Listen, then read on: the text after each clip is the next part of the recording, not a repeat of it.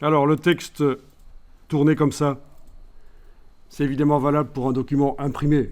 Mais ne faites pas ça pour un site web ou pour un document qui va être vu sur un écran. Les gens ne vont pas tourner leur tête. C'est ennuyeux.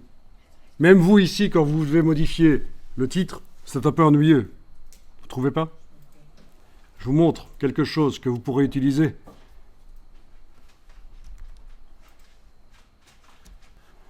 Le bloc est sélectionné. Vous avez édition, modifier en mode éditeur.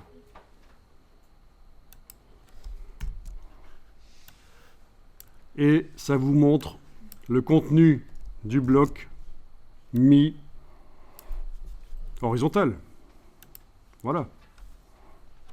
Et ça peut se modifier et ça se répercute directement dans le bloc derrière. Donc ça peut être pratique pour ne pas tourner la tête pendant qu'on modifie ces éditions.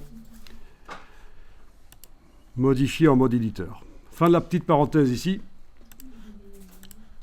On va aller modifier le deuxième chapitre. Vous double-cliquez sur la page 7. Vous vérifiez qu'il est bien indiqué 7 en bas à gauche de la fenêtre. Vous êtes sur la page 7.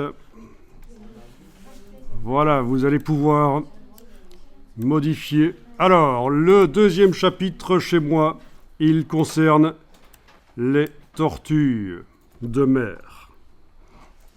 Donc on va changer. Et on va changer le titre, évidemment. Donc d'abord, qu'est-ce qu'il faut faire avec la flèche noire? Sélectionner, non? Sélectionner le bloc. Il ne se sélectionne pas. Pourquoi? Contrôle majuscule.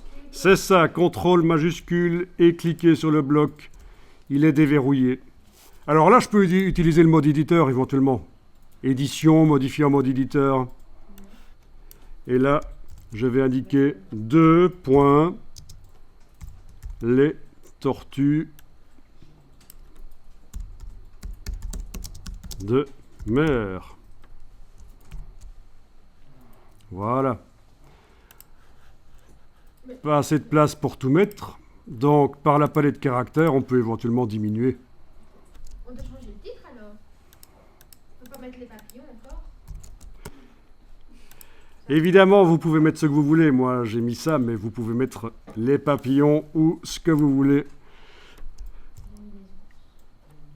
Même les dinosaures. Mais il faudra trouver des photos de dinosaures. Après, ça va être plus difficile.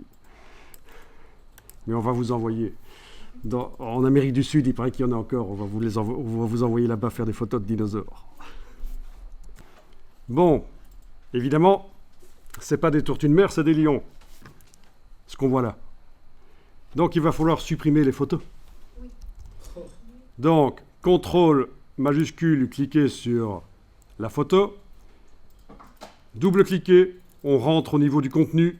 Touche suppression, on a un bloc qui pourra contenir une photo. Même chose ici. Contrôle majuscule, double-cliquer, suppression. Contrôle majuscule, double-cliquer, suppression. Alors bien sûr, on pourrait aussi dans le gabarit, au préalable, on aurait pu aussi supprimer toutes les photos. Mais bon, ça marche comme ça aussi. Contrôle majuscule et cliquer. Ah oui, alors là, j'arrive pas à déverrouiller le bandeau vertical parce qu'il est sur un calque qui est verrouillé. Ah oui, piège. Ok. Contrôle majuscule, cliquer. Double-cliquer pour rentrer au niveau du contenu, touche suppression, et voilà. Voilà, et le bloc est toujours là. Voilà.